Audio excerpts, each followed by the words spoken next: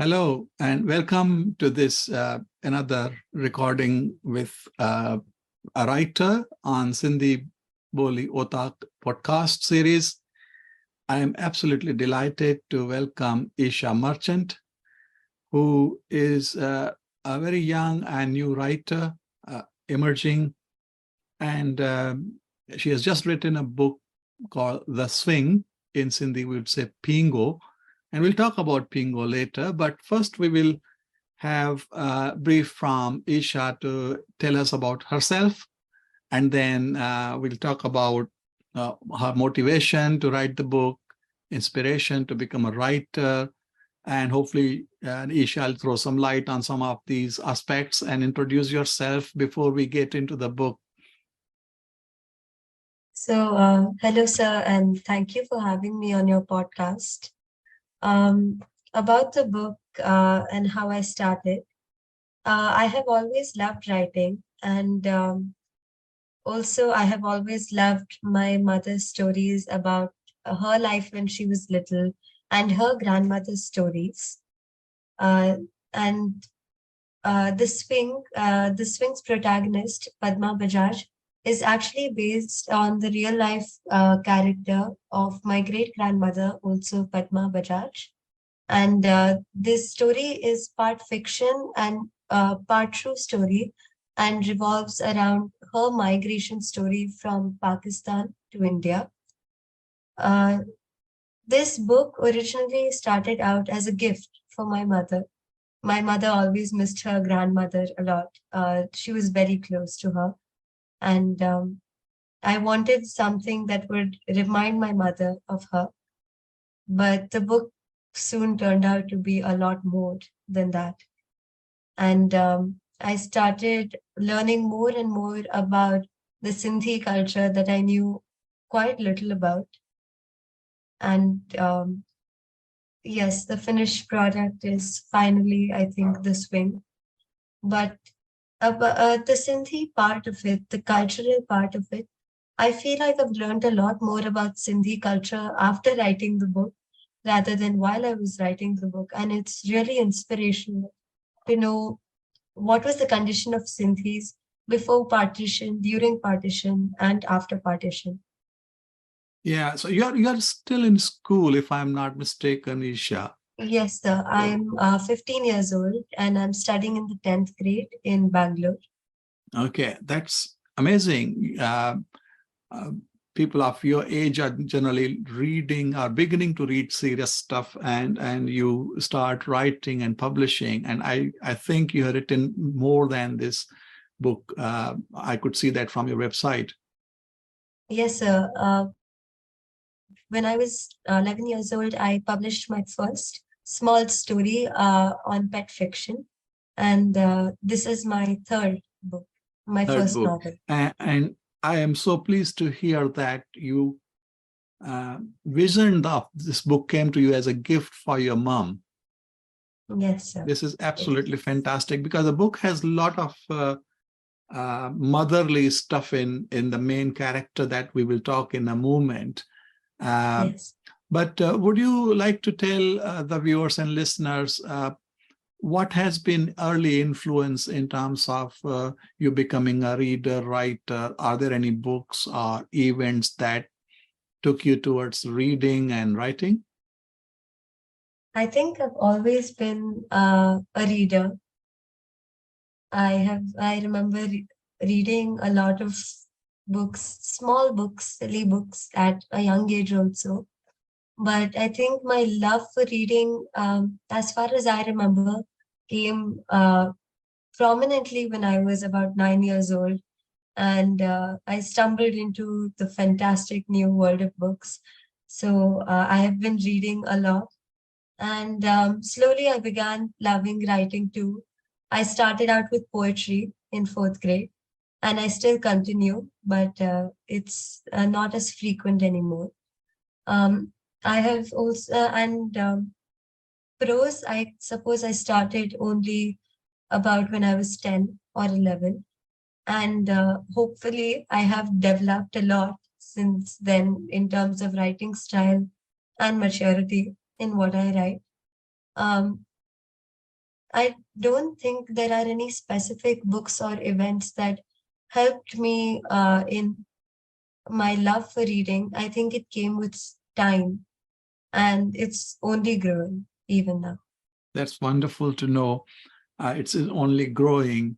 Um, Isha, in your book, there are many chapters, 50 plus, but they are very short chapters. And it was pleasure to read through. As you say, it is a fictionalized narrative about your great grandmother's story. Uh, and she is the heroine of your book. She is the main character. And when I read the first few chapters, she comes across as a girl who is even younger than currently you are. And Yes. she's being asked to get married at the age of 13. She's very angry about it. And you talk about that in the book and give her words. But very strong character in Absolutely. Bhawanbari. Her name before marriage is Bhawanbari, Yes. and then she changes to Padma after marriage. Talk Marriage. about Yes. her change in identity. But I just wanted to mention the name Bhawanbari in Sindhi. Uh, do you know it probably is originating from what we would call Bhawanwari in Sindhi? Yes. The one with So, many brothers. so Bhav is a brother and a girl who is born after a few brothers, siblings who are brothers, is named like that as a nickname or sometimes formally named. I remember my father's side grandmother, Dadi, one of her sisters was called Adanwari. Now, for many years, I didn't know what Adanwari meant. I just said it's another name, and another was called Bhawanwari. So it occurred to me several years after I had grown adult to understand that actually Bhawanwari means one who comes after brother, and Adanwari is also who has got Adas. Ada is used for elder brother Elder in brother. Sindhi. So it's a beautiful name you had chosen. I don't know whether it was her actual name, but it's a beautiful name that reminded me of Sindhi culture and how we name our kids. Actually, the name was real. And if you see almost the entire story of Padma Bajaj, as recorded in the book, is true. And I have gotten it from stories from my relatives. I didn't know the meaning of her name before marriage until I was actually told. And I think the name is very interesting and very unique. You wouldn't find it in many people. And it's a very fitting name also because she was also the youngest in the family and spoiled by all the elder brothers and the elder sister also. I think it's a very fitting name for her, at Yeah. least before marriage.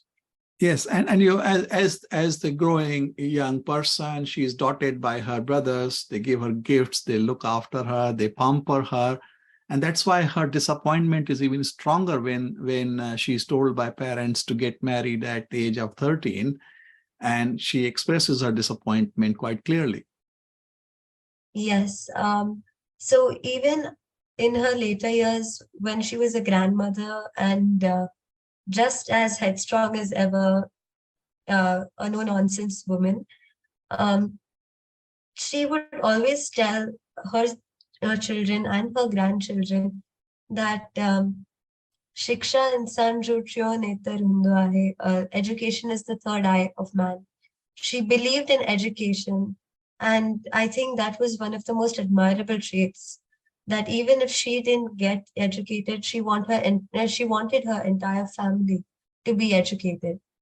I think that was one of the most progressive things I heard Yes, about her and I life. actually felt as we go into the book, at some place there is conversation about the Constitution Assembly for making Constitution of India, and there's a one woman in that assembly, and there is a conversation about that.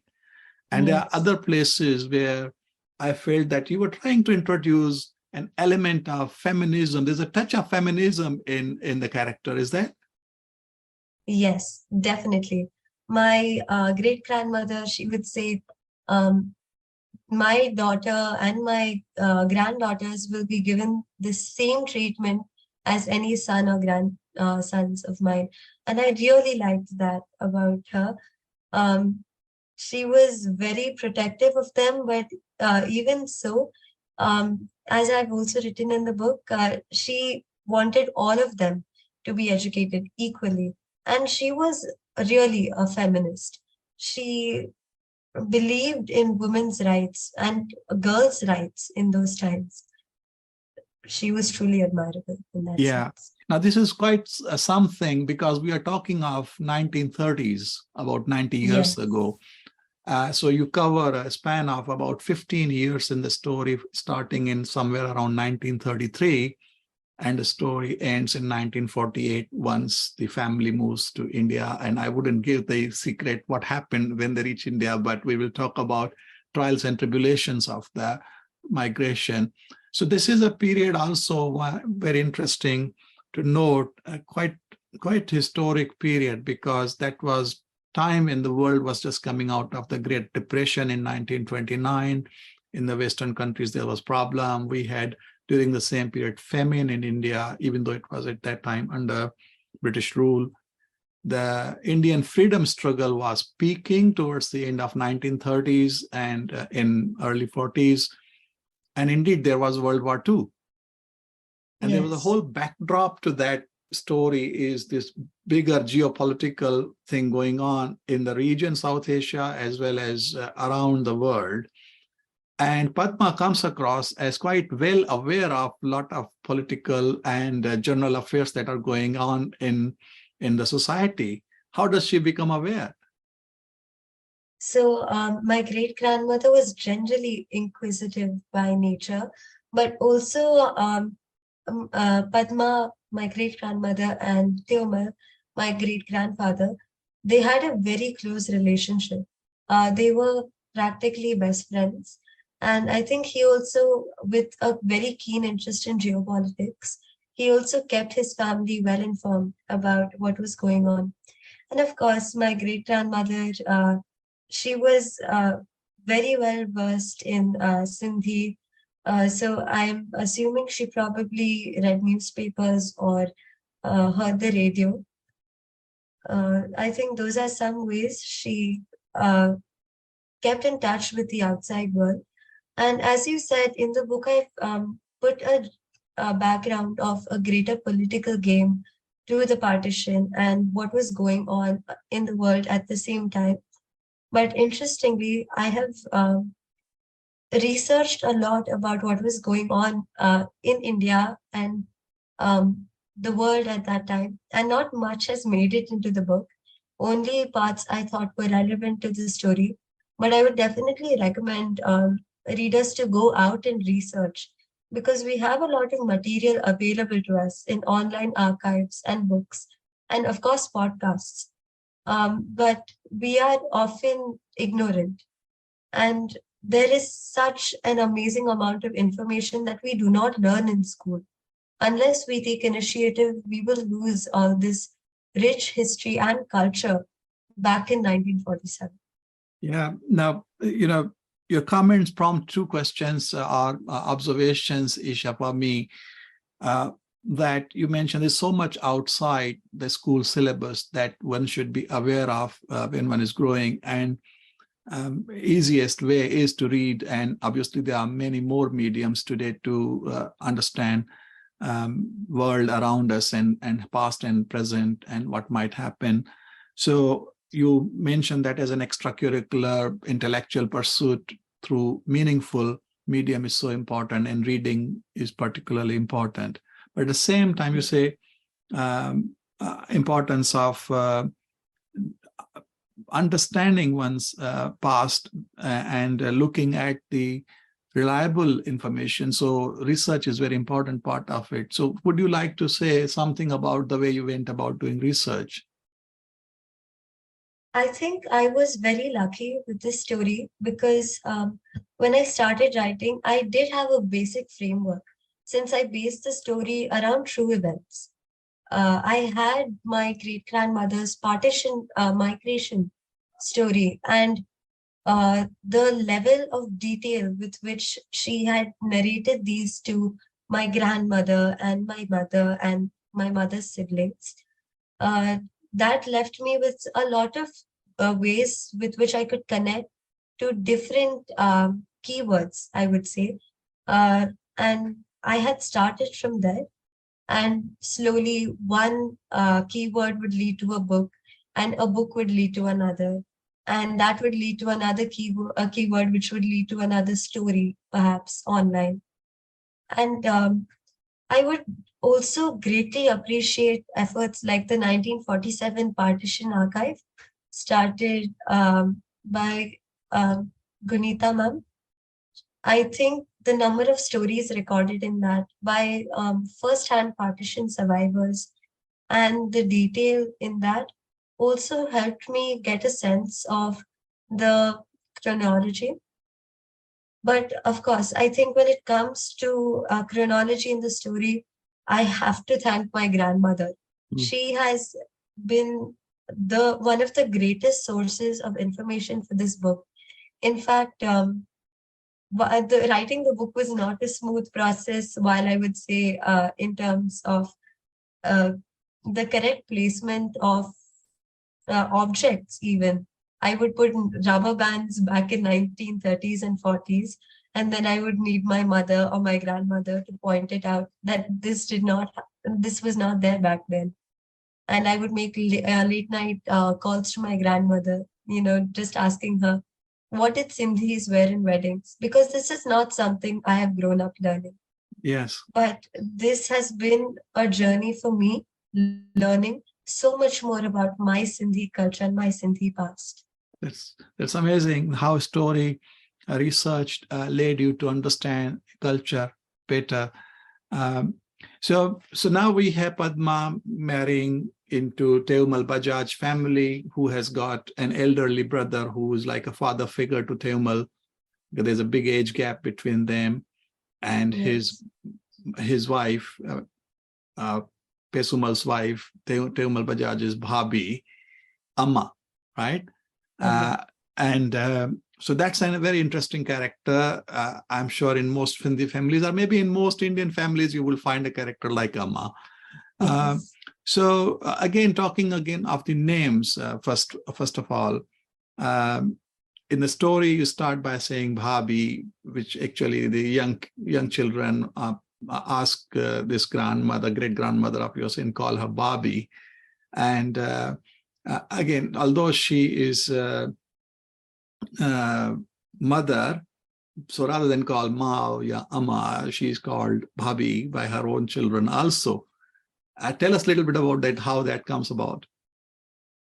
So, firstly, I would also like to mention Padma, Amma, Tiomal, Pesumal, these are all real names, and they were real people as well. And even the names of their children, they are also real. And coming to Bhabi, um, when the firstborn of Padma, Krishna, when she was very young, that time Padma's brothers-in-law had come to visit, and they used to always call her Bhabi, Bhabi. And from there, Padma's child Krishna also learned, uh, instead of calling Padma Ma or any other name, she also started calling her Bhabi. And because of this, her younger children also started calling her Bhabi when they were born. And because of this, consequently, grandchildren and great grandchildren. And eventually, that is also what I started calling her Bhabi. So she Yes. became Bhabi of the family. Yes, so this is the cultural trait. There's a personal angle to this for me because I call my mother Bhabi. So we are many siblings, and two of us, me and I and my younger brother, call her Bhabi, while other younger siblings call her Mummy. And when reading the book, I was thinking, why did I start calling my mother Bhabi rather than Mummy? The reason was that my uncles, my father's brothers, probably called her Babi because she is the eldest among the family. My father is the eldest among the four brothers. So I had three uncles. And when she got married, probably they were calling her Babi. And then I and my brother came along, heard that being spoken, and she was being addressed to as Babi. And we started using the word Babi. And by the time my younger siblings came, they somehow picked up the word mummy. So this is very interesting in Sindhi families that some names stick, even if you grow out of the age bracket where that name may make sense, but they stick. So I have a Masi who was called Baby when she was young. We still call her Baby, although she is now a grandmother. So that's the beauty of joint families in Sindhis and maybe in other communities as well. So now we have Padma growing her own family, raising her children, trying to adjust, and she comes across as almost a pillar of the Bajaj family. Very strong character, as you say, unapologetic, but also very, very decent and wise woman as she grows into. My great-grandmother, Padma, I think she was a complex woman, firstly. Of course, married as a girl, but she definitely had wisdom beyond her years. She had a fiery temper, and they would flare up. She would flare up and then come back down as quickly as it had flared up. But eventually, I think she had matured and matured quite early, because she had soon realized that to make her own family, while being at the bottom of the hierarchy in a new household, she would have to be the wise woman that she was. And eventually, she did become a pillar of strength for the family, encouraging her husband. And he, with his amazing entrepreneurial skills, he also rose to the top of the factory after becoming a mere worker in it. And I think both of them was pillars of support in the whole joint family. But particularly my great grandmother, with her small dream of buying the Pingo one day, she was definitely a support, not only back in Sindh, but when they came to New India. And even I think my mother and my aunts and uncle, they could also uh, testify to the fact that she was always a pillar of strength, even as a grandmother. Yes, I mean, that comes out very strongly in the book. She matures. So there's a bit of change of identity from adolescence to adulthood to mature person who is responsible for the family. How did you come about writing that? Because it must have been quite a struggle to put together this narrative, or it just came naturally when you heard the story. No, I think it was very difficult, because as a 14-year-old, when I was writing the book, it was so difficult to imagine even another 14-year-old or 13-year-old to suddenly be thrust into a new world and overnight change from girl to bride, girl to woman. That was such a difficult thing to imagine. That's where I think the power of storytelling from my grandmother, my mother, and my aunts came in, that I was able to visualize this. It was difficult, but um, I think after hearing so many stories, I was able to imagine her. Yes. So the story moves on, and then the time comes when Teumal and Padma think that they would like to move into their own rented house because their family is growing. They take a difficult decision because they are very close to their elder brother, Pesumal, and Amma. And it's a quite emotionally charged chapters, one or two chapters there, where they come to the decision, and you call the chapter title itself is the decision-making decision. But then they make decision, and then happens, although it is it's not long lived because of the events that unfold, and that uncertainty around our external world makes the story quite gripping, because here is a family trying to settle in a small town of Rohri in Sindh, and there's a whole world exploding around them and so on. Yes.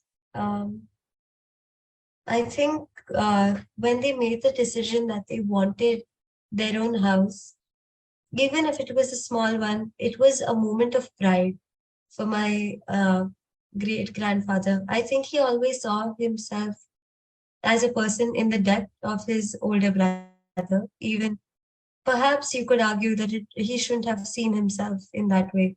So, to be able to see himself as a man who could afford to live in accommodations that he paid for, it was a moment of pride. So, maybe the decision was not that difficult. But of course, there is so much that happens at the same time, conflicting circumstances, and the decision of moving out, even if it's a smaller rented home, that doesn't stay for long and they have to move back.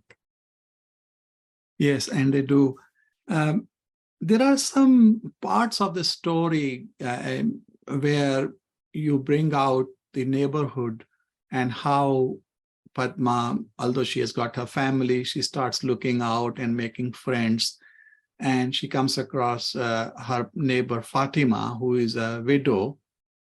And there's a Yes. very touching relationship, a friendship between them. But Fatima has her own life and some story around it. Would you like to say a bit about that, how she becomes friendly and what that relationship meant for both of them, Fatima as well as for Padma? When I heard these stories about Padma, I always knew that she lived in a predominant Muslim neighborhood. And one of the best things that I heard while listening to all these stories is that they would celebrate together. Padma would celebrate Eid with them, and they would burst crackers on Diwali with them. It was a very close community, and one of the things I still don't understand, perhaps because didn't live in those times, is how could a community, having lived together for their whole life, turn their backs on each other and suddenly divide as the whole country did in that time. I think the relationship between Padma and Fatima on many levels was close. First, because Fatima was the mother figure to Padma, and Padma makes friends with Fatima while she herself is a young girl and perhaps in need of the mother figure that she left behind in her maternal home. The one person who would look out for her, give her advice, and that became Fatima. And another aspect that I wanted to bring out in this relationship is that um, Hindus and Muslims could be friends, and in fact, very close friends. Padma and Fatima had such a close relationship despite coming from different ethnic backgrounds. They were so close. And I think that was one of the most important things we forget when we talk about partition. In the textbook, when we talk about partition, we say maybe one or two lines that there were Hindu Muslim riots and there was a partition of India into India and Pakistan. And then even today we have Hindu Muslim riots. But we forget to mention that it was not always this way. And it does not always have to be this way. Hindus and Muslims are not enemies by birth. We learn hate, and we should not, I feel. I think on that very important message of love and um, friendship, Isha, we should conclude our part one of our conversation because there's more in the book which I want to talk about. And indeed, we want to hear more about the Pingo, the title of the book, which means Julo, and how that comes about and what's the significance of that for Padma and her family. We'll talk about some of those things and indeed some of the tragic events that take place around partition of India and how family moves in part 2 of this conversation. So thank you very much, Isha. We'll be meeting soon in part 2 of this conversation. Thank you.